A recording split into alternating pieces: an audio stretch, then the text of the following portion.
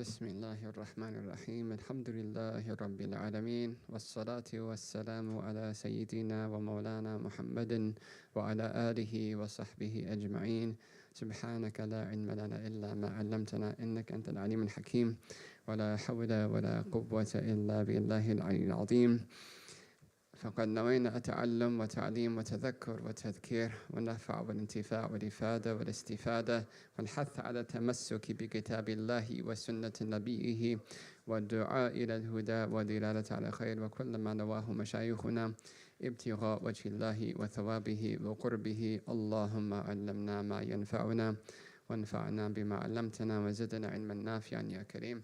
Alhamdulillah. Inshallah, in today's lecture, we are going to talk about the permeation of spirituality in environments of learning. And this is kind of an extension of the general theme of the most recent lectures about learning and about environments of learning in general. So we want to look at this, inshallah, based on three things. That every environment of learning, in an Islamic context at least, must have three components in order to be fully successful in the criteria of success set down by Allah and His Messenger sallallahu alaihi wasallam. And those three components are that there's an intellectual component, there is a physical component, and there is a spiritual component. And any deficiency in any one of these will lead to a deficiency in the fruits. Just like anyone who is sowing seeds and growing crops, any deficiency in any of the steps is going to lead to a deficiency in the taste of the fruits, in the in the quality of the fruits. In the manner in which they grow, in the time in which they are all harvested, all of that matters. It's all tied into each other. So having all three of these components, right, from the onset, right, in the most authentic of ways, right, for all three of these dimensions, is important, right, because sacred learning is not the same, right, as other types of learning. Being that that's everything that is learned in these sacred spaces is tied to revelation, is tied to the sunnah of the Prophet sallallahu alaihi wasallam, as we heard yesterday in the talks. وَمَا يَنْطِقُ عَنِ الْهَوَىٰ إِنْ هُوَ إِلَّا وَحْيٌ يُوحَىٰ, that he does not speak of his own whims. It is merely a type of revelation, right? So all of it is going back to revelation. And because of that, it deserves more than just our minds. It deserves the fullness of our intention. It deserves the fullness of our heart. It deserves the fullness of our, even our physical being. Right? Allah subhanahu wa ta'ala says in the Quran, إِنَّ فِي ذَلِكَ لَذِكْرَى لِمَنْ أَلْقَى السَّمْعَ وَهُوَ شَهِيدٌ. Right? That indeed in that is a reminder for who? لِمَنْ أَلْقَى السَّمْعَ, right, for those who pay attention. Literally means they give their ear, they give their attention. وَهُوَ شَهِيدٌ, right, and they are present.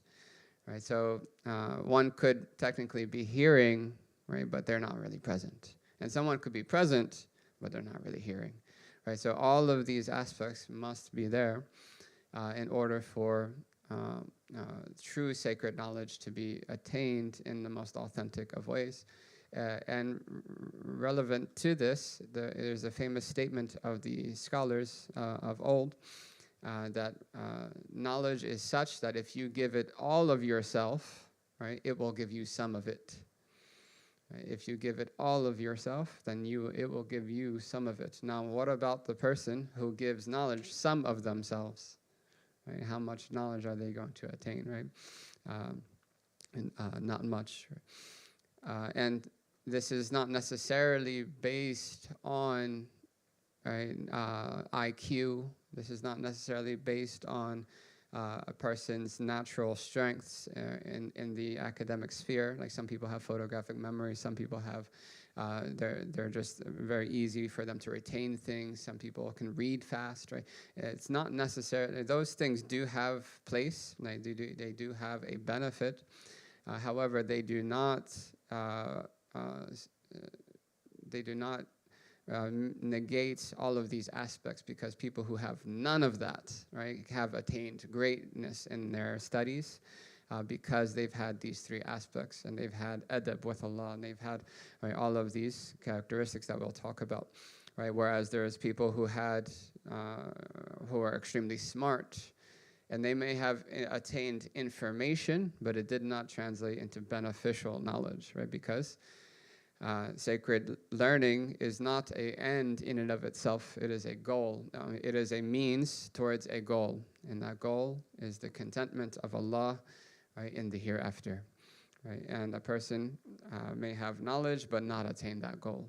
And so these three components, inshallah, by us striving towards them and upholding them, that Allah subhanahu wa ta'ala will give us beneficial knowledge, which will translate into us drawing nearer to Allah subhanahu wa ta'ala and having the best of possible life in this world, and the highest of ranks in the next world for eternity, inshallah ta'ala, along with being conduits of good in the world through this knowledge. So we'll speak about, inshallah, each one of them individually. So the first one is the intellectual component, the intellectual aspect of seeking sacred knowledge. So knowledge in and of itself, right, is defined as idraku shay' ala ma huwa alayhi fil waqi'.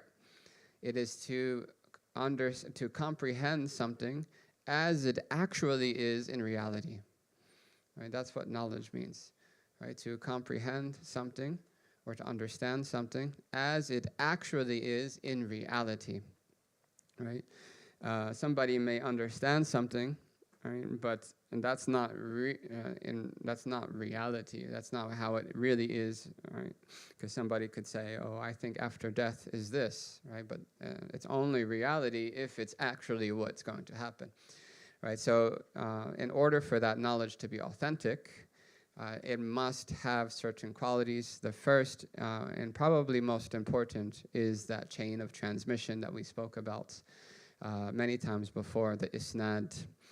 Right, and the famous statement of Abdullah ibn Mubarak radiallahu ta'ala anhu, the great tabi'i, that lawla al-isnad laqala man sha'a ma sha'a. Like, if it hadn't been for this chain of transmission, then anyone could have said whatever they want. So this gives us an ability to authenticate knowledge. When somebody says something, ma fi mushkila, anyone can say anything. Right, tafaddal. Right, the floor is open. However, the first question we would ask is, who did you hear that from? Where did you get it? What is your source? And that question, right, is more important than even delving into what the content of what they transmitted means. Like, people have certain issues with like the Orientalists, they pick at Islam and they say like, oh, but what about this? And what about this punishment? And what about this, right, thing? All of that is really irrelevant, right? The first question is, do you believe that the Prophet Muhammad is a messenger of God? Right? If you believe that, then everything else is details that you automatically have to submit to. Right? If he said it, then it's true, just like Imam Tam mentioned yesterday. If you don't believe that, then we don't need to talk about the details. We need to talk about the most important issue, is why do you not believe that, right? And we have proofs for that, right? In addition to the preservation of the Quran and all these things, there's ways to prove that, right? But once that is established, that this is the messenger of Allah speaking, right, then there's no need to go into the details, right? So chain of transmission is extremely important, right? Because that ability to say that, yes, the Prophet ﷺ said this, yes, so-and-so Imam said this, right? It is in this book, it is in this book, it is in this hadith or this ayah of Quran, right? That chain of transmission is extremely important and allows us to sift, right, through anyone who is making claims or anyone who is speaking about Islam. It allows us to sift through who is speaking authentically and who is not. Right? It allows us to kind of to root out the self-studied, right, scholar, right? And it's not necessarily something that can never happen, that someone can learn on their own, right? But there's criteria in order to be able to reach that level. And most of your seminaries today are not preparing people to be scholars. They're preparing people to be able to study on their own, right? With oversight. Right, they're still referring and consulting with their teachers. It's still never just complete independence, right? Unless the person's a mujtahid, right? Unless they're at the level of the four imams. But tied in closely with the chain of transmission is scholarly accountability, scholastic accountability. And even the imams themselves had this. Right, so what does this mean? That there's always an oversight, that there's always peer review, no matter what you say. Even if you're the greatest scholar, right, that ever lived, Allamatul Dunya, right, you're the scholar of the world, right? Whatever you put in your book, right, someone else is going to read that, and they're going to, right, if they don't agree, they're going to come back at you with their proofs, right? And they're going to, and this is why all four of the schools, right, from their initial onset till now, have been refined and refined and refined and refined and refined, because hundreds and hundreds of scholars are all looking at that same text with the same hadith and going back to all of the proofs, right, and just refining everything.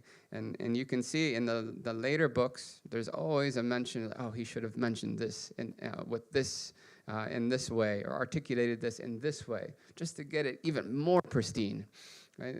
Right? Even the way that it's said, right, they are critiquing, right? So part of that transmission is that process, that peer review, right? And in this vein, the scholars, they mention, "La ana la athiqu bi'ilmi man la marja'iyata lahu." I do not trust the knowledge of anyone who does not have some sort of reference point or some sort of a person of accountability over them, right? So, for instance, so-and-so studied at Azhar, okay? Then you could trust their knowledge. Why? Because if anything goes wrong, you could go to their sheikh and say that so-and-so is saying this, right? Where is he getting that from? And the sheikh said, that's not from us. Right? Or the sheikh will say, no, he said that is correct because this, right? So there's always that oversight, right? Now, if someone is a self-studied person, right, there's no way to kind of check where their understanding went wrong, right? Because as one student, he asked the sheikh, he said, "Sheikh, can I read books and then on my own without a teacher? And then whatever I understand, I'll act upon it. And then whatever I don't understand, I'll just leave it to the side, or I'll ask." The sheikh said, "No, you cannot read books on your own. I'm not afraid of what you don't understand. I'm afraid of what you think you understand, but you really didn't." Right? Because knowledge is idraku shay' ala ma huwa alayhi fil waqi', to comprehend things as they really are. Right? And right. And that is why that marja, that reference point is important, right? There's always a return back to the teacher. There's always a return back to a higher level book, or return back to a higher level scholar.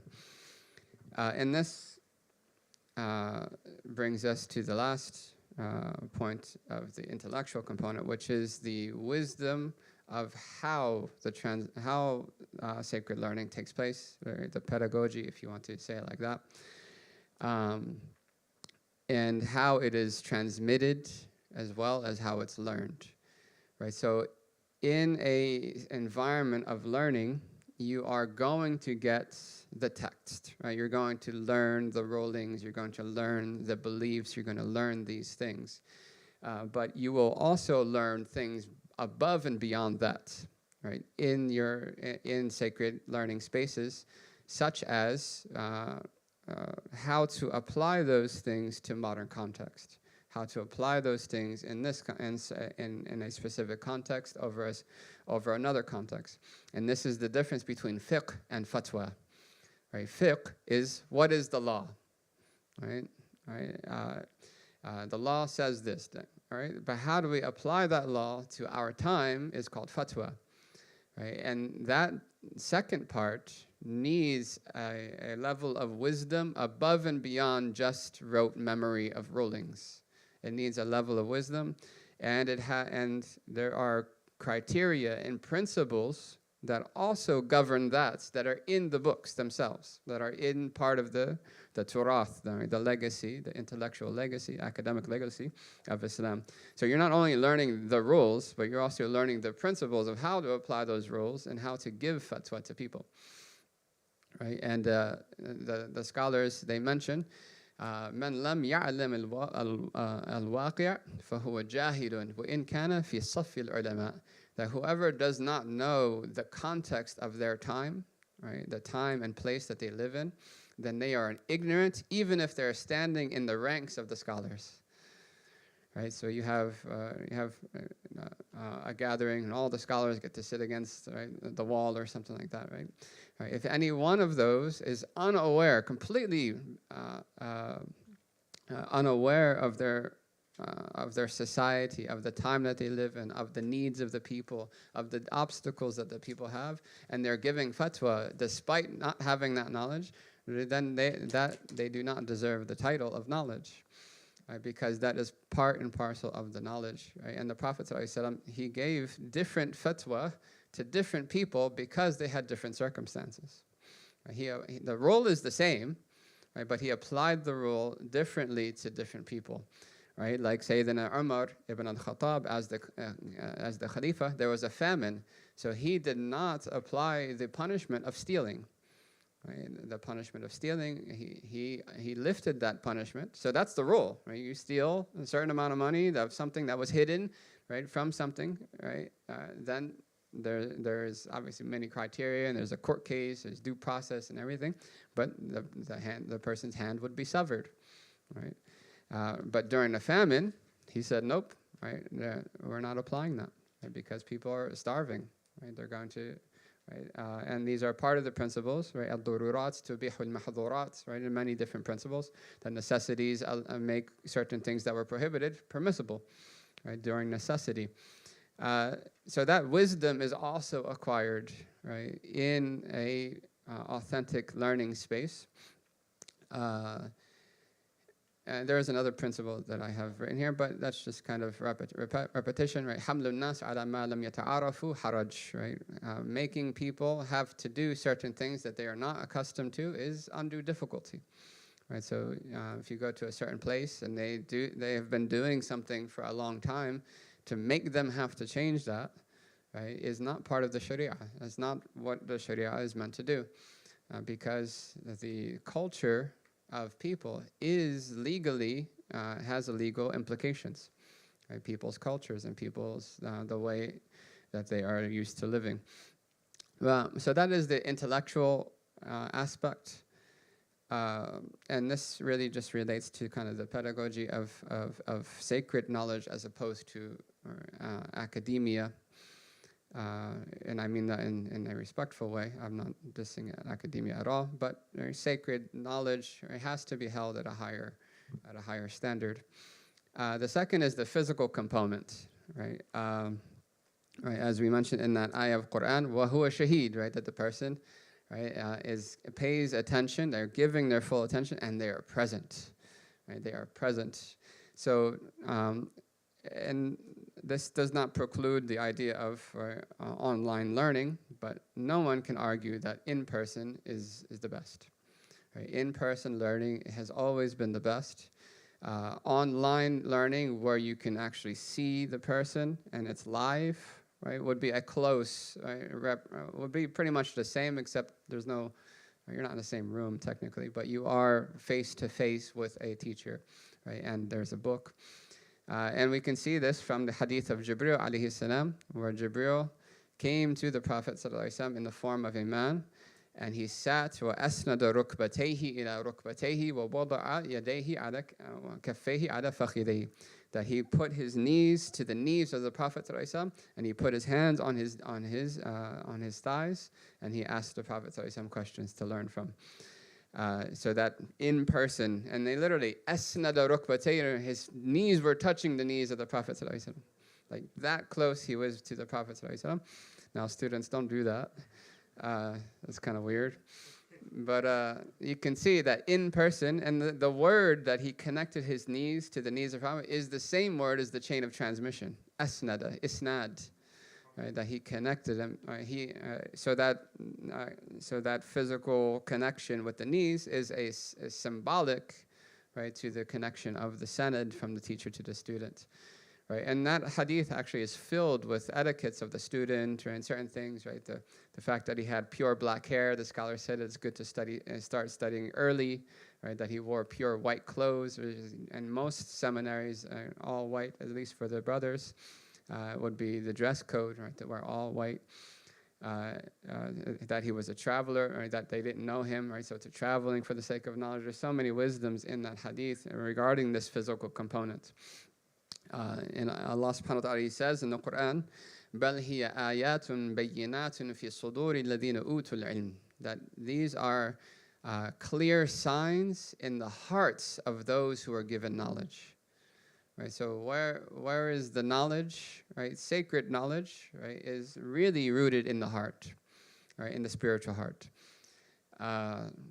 Obviously, there is an intellectual, mental part of that, right? But this idea that it's in the heart is important. Because when Allah subhanahu wa ta'ala refers to the scholars in the Quran, He doesn't call them Ahlul Ilm, right? The people of knowledge. He calls them Ahlul Dhikr, right? The people of remembrance. And this is telling because the state of the person of true knowledge is a state of a live, thriving heart, a thriving spiritual heart. Right? And also in line with this is another verse, إِنَّمَا يَخْشَى اللَّهَ مِنْ عِبَادِهِ الْعُلَمَاء, that only those of true knowledge have fear of Allah subhanahu wa ta'ala, or have reverential awe of Allah subhanahu wa ta'ala. Right? So equating knowledge with that state of heart again. And these verses are not solely related to knowledge of rulings or being able to list out things, right, and draw charts and nahu rules and grammar rules and so forth, right? This is also related to knowledge of Allah, knowledge of Allah's attributes, knowledge of Allah, intimate knowledge of Allah subhanahu wa ta'ala that Allah gifts to people. But one of the most, you can say, profound things about this idea of physically being there with a teacher is that there is a verse in the Quran that in order to read it, you have to move your mouth in a certain way that does not change the sound at all. It doesn't change the meaning, it doesn't change the sound, but you have to move your mouth in a certain way. In Surah Yusuf, right, the brothers of Yusuf, alayhi salam, they say to the father, Yaqub, alayhi salam, وَمَا لَكَ لَا تَأْمَنَّا عَلَى Yusuf. وَمَا لَكَ لَا تَأْمَنَّا عَلَى Yusuf. You see my mouth? لَا تَأْمَنَّا. That's called ishmam. Ishmam is when you make the shape of a dhamma. When you make the shape of an oo sound. When you go oo, your lips kind of curl up like that, and make like a circle, right? So if you were to read this verse and not do that, you are incorrectly reading, right? In your chain of transmission, before that verse would be incorrectly applied.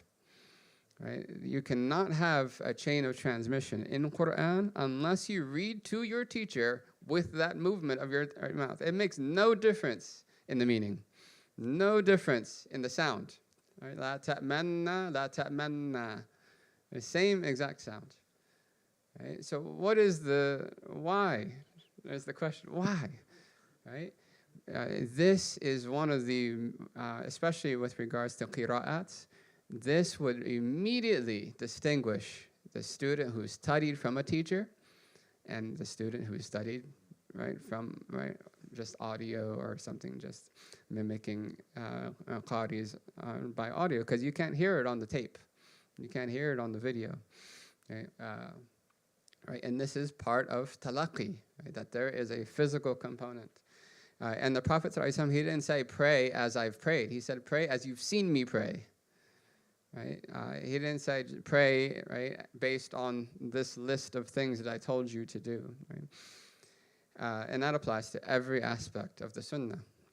So the Sahaba, they not only learned these things in a theoretical way, but they also saw it. They saw it, and they did it exactly as they saw it. Tamam. And I just wanted to read a little statement of a Hanafi scholar who his name is Ibn Nujaym, Umar ibn Nujaym, and he wrote a book called Al-Bahr al-Ra'iq, which is the commentary of Kanz al-Daqa'iq. They like rhyming titles. So this is in response to a question.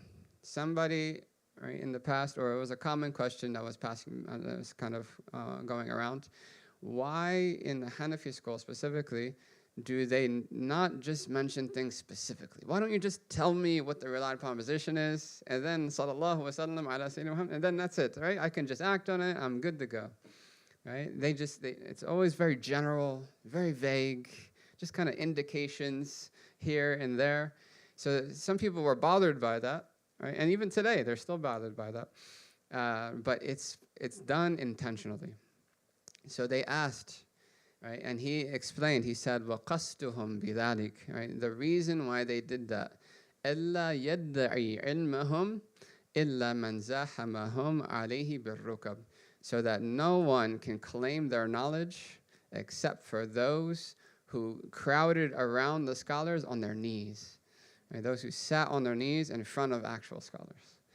Right? And he continues, he says, وَلْيُعْلَمْ, and so that it can be known, أَنَّهُ لَا يَحْصُلُ, that their knowledge is not attained, إِلَّا بِكَثْرَةِ الْمُرَاجَعَةِ, except by immense revision, كثرة, abundant revision, وَتَتَبُّعِ عِبَارَاتٍ, and constantly following along and comparing text and comparing different ways of articulation, وَالْأَخْذ عَنِ الْأَشْيَاخِ, right, and direct transmission or taking directly from the shuyukh.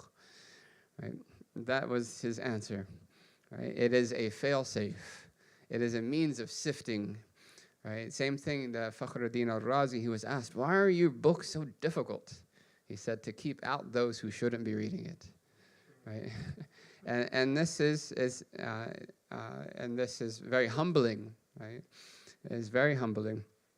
But it is important. It is very important, because there is a vast difference between someone who has an additional degree of separation, right, in their transmission than those who are there, right, face to face, knee to knee, as the hadith of Jibril, and directly taking, right, from those shuyukh. May Allah allow us to continue to be in the presence of shuyukh and to take from them. The last is the spiritual component. And many seminaries do their best to try to balance the academic transferal of knowledge, right, as well as the spiritual aspect. And there's different methods that they'll use. Some of them, right, even go as far as saying, right, we do not give our students any dhikr or any awrad or anything aside from the fard salah, the sunnah prayers, and maybe like a morning and evening dua. Nothing else, because we don't want them to be distracted from knowledge. Right? Some schools do that. Right?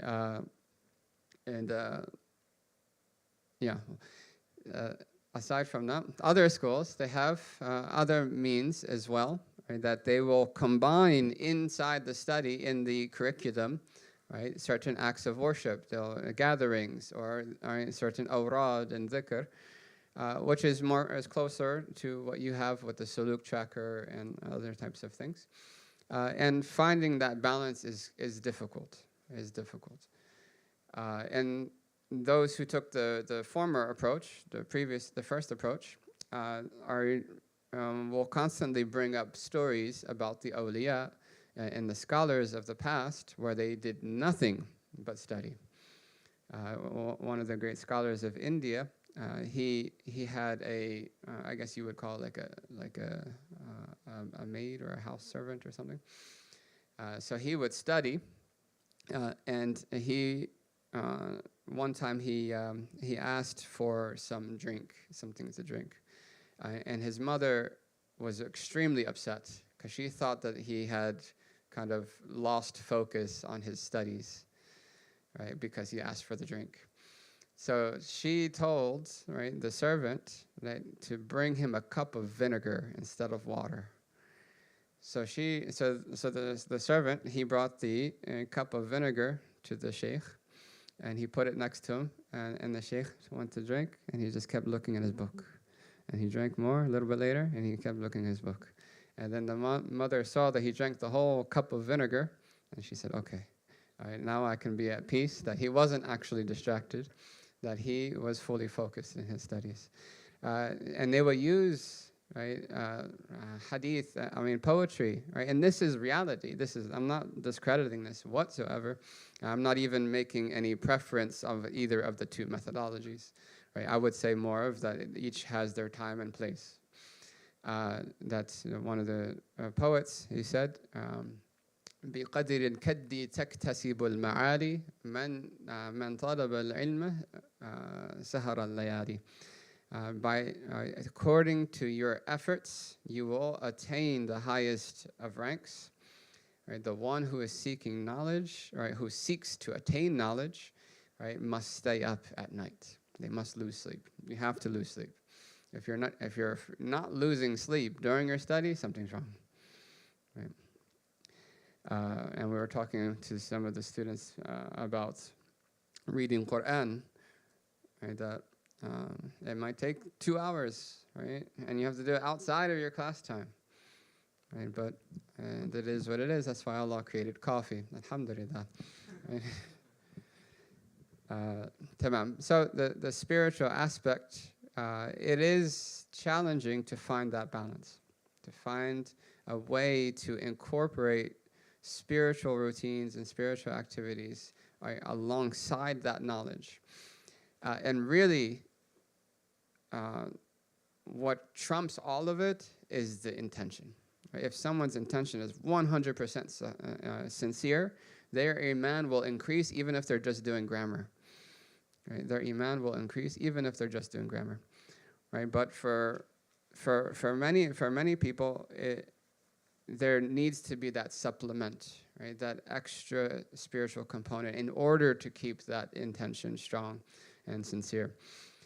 So knowledge, or sacred knowledge, I should say, has a source and it has a purpose. The source of knowledge is not the books. It is not even the teacher. It is Allah subhanahu wa ta'ala. It is Allah subhanahu wa ta'ala. And that is despite the means that Allah may use, right, to bring that knowledge to a person, if any, right? Because Allah can just give the knowledge directly to that person's heart. Right? We see the story of Khidr alayhi salam, that he was given knowledge directly from Allah. No sanad needed, right? My sanad is Allah. That's it, right? Right? And in many things, the Prophet ﷺ had that as well. Right? In other things, Jibreel was his sanad, right? But knowledge also has a purpose. The purpose also relates to Allah, is to draw near to Allah subhanahu wa ta'ala by acting on that knowledge.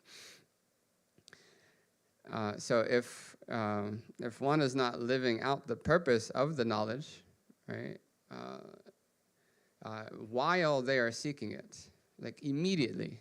So if someone learns something about the sunnah of the Prophet ﷺ in first period, if they're not acting on it by second period, right, then they are already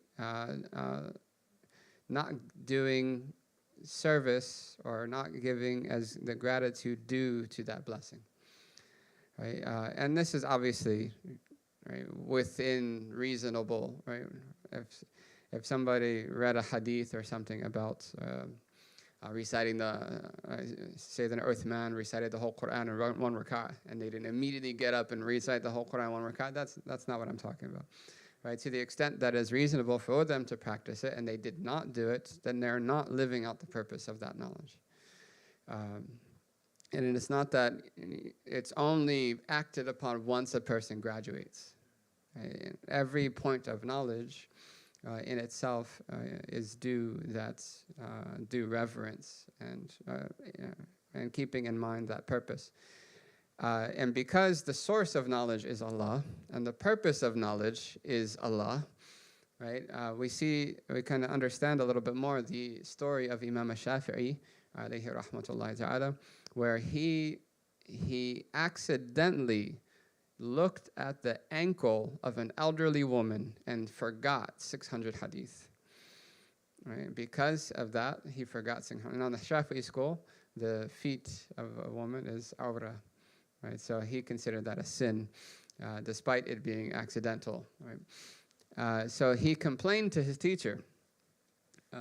So Imam Shafi'i is one of those people who you could say had a photographic memory.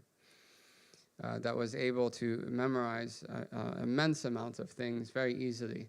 So he found it difficult to retain those hadith that he said he lost, right, and also to memorize new things. So he mentioned in lines of poetry, "Shakawtu ila al-Waqi'i su'a hifthi." I complained to Al-Waqi'. Waqi' is the teacher of Imam Shafi'i, of the difficulty I had in memorizing. فَأَرْشَدَنِي إِلَى تَرْكِ الْمَعَاصِي. So he guided me, right, by saying, leave sins, leave disobedience. وَقَالَ إِنَّ الْعِلْمَ نُورٌ. And he said that knowledge is light.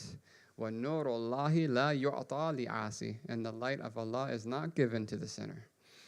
Right? So we see here that applying knowledge, right, is a means of increasing in knowledge, right, and not applying knowledge, right, acting contrary to what one knows, being then the knowledge being a proof against him, is a means of losing the blessing of that knowledge, right, if not losing the knowledge itself, right. And I don't want to scare anyone by this, right? No one is perfect, right? No one is perfect. Everyone is going to eventually disobey Allah, right? Is going to fall victim to their desires, their nafs, the whispers of shaitan, the illusion of dunya, right? They're going to, right, as the Prophet said, sa'a fa sa'a, right? That everything has its time. But the one who repents immediately, who's remorseful for that, turns back to Allah subhanahu wa ta'ala, that's also part of acting on knowledge, right? Is to know how to turn back and to act on repentance. But the one who's acquiring the knowledge and can care less about applying it, right? That knowledge is a proof against them on the Day of Judgment, right? And this is the two archetypes mentioned in Surah Al-Fatiha, that the maghdub alayhim, right, those who earn the wrath of Allah, and then the daleen, right, and then those who went astray. That we're asking Allah to not make us of either of the two camps, right? Those who, the maghdub alayhim, are those who had knowledge but didn't act on it. They're the ones who attained, who received the wrath of Allah subhanahu wa ta'ala. And the daleen were those who did not have knowledge, right, that they acted without knowledge. Right, so, and some, the Mufassirin ascribed that to the Jews and the Christians. And you can see in the stories of Bani Israel with Musa alayhi salam that they had knowledge, right? They just did not apply it. Tamam. So, in this vein, many, especially more increasingly so in our times, many seminaries or institutions of sacred learning have incorporated in their study, in the curriculum and with the studies of the student, many aspects of spiritual rectification, things that would bring life to the heart, things that are external to knowledge that will bring light to the heart, so that knowledge is now coming into a pure heart. That knowledge is now more conducive or more likely to be of benefit to that person because of that spiritual, the state of their heart. So you'll have, right, at the and this will be in every about the five daily prayers. Now, when speaking about the spiritual component, this applies to both the teacher and the student, right? Because if the teacher is not strong on their 5 prayers, it will affect the student. Right? If the teacher is not doing their hizb of Quran every day, right, and doing their dhikr every day, and their awrad every day, and not teaching class with wudu, and not doing all of these things, it will affect the student. Right? So it is not just a one-way street that the student has to be like this. No, it is a two-way street, and there's a type of covenant that's out of respect and honor for the knowledge, sacred knowledge that is, right, from Allah and His Messenger, that both the teacher and the students must have these certain etiquettes and adab, sincere intention, right? Sitting in class with purity, right? Respecting the books and the pens and the notebooks, even respect for each other and so forth, and keeping each other kind of in line with those ideals, right? Quran has always been a crucial part of seeking knowledge. I remember personally when I first started to study, it was part of the curriculum or the itinerary of the day to read, for each student to read 1 juz a day. And I remember every day that I did it, everything went well. And every day that I missed it, everything went bad, right?